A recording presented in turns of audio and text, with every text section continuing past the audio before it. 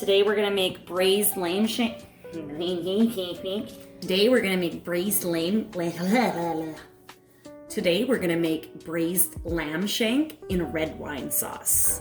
First, we're gonna start by getting a large heavy-duty pot that can be put in the oven, preheated, and we're gonna put a couple of tablespoons of olive oil in. While that's going on, we're gonna pat our lamb shanks dry and we're gonna season them, and this is gonna ensure that we get a good crust built up when we saute them. So to season our lamb shanks, we're gonna generously sprinkle them with kosher salt and black pepper on both sides.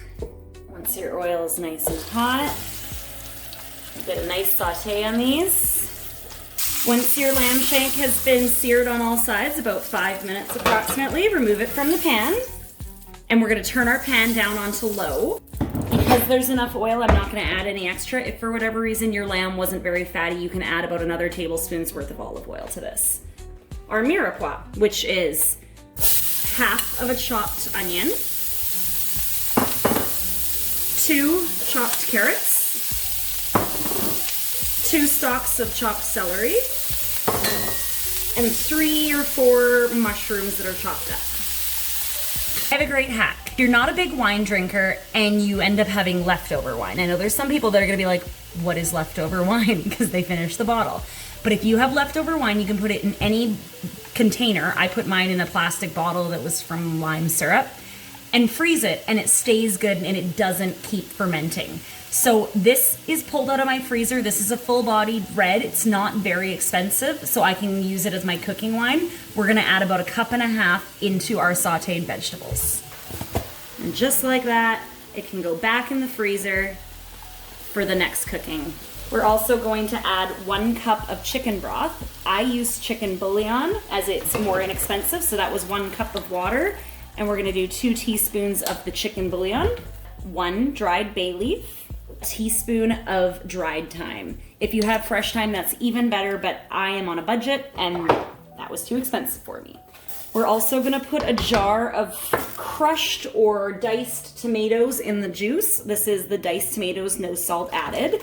Add the entire jar in there. 1 tablespoon of tomato paste. If you followed me for a while, you know I freeze mine into tablespoon pieces and then we put it right back in the freezer as we don't have any waste. Return our seared lamb shanks back into the liquid. So that way they're most of the way covered. We're gonna cover this up, let it come up to a simmer. Once it's up to a simmer, we'll put it in the oven for approximately 2 hours, maybe longer, depending on the size of your lamb shanks. It just came out of the oven. It was in there for 2.5 hours covered, and then another half an hour uncovered. It is fall off the bone tender. It is beautiful. Check this beast of a meal out. I probably won't eat all this, but it was too pretty to like take off the bone just to show you guys. So we're gonna eat it off the bone.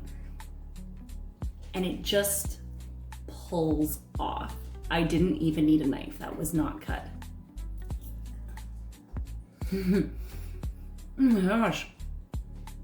It melts in your mouth. It is just stellar. Like, well, let's try it with the potatoes.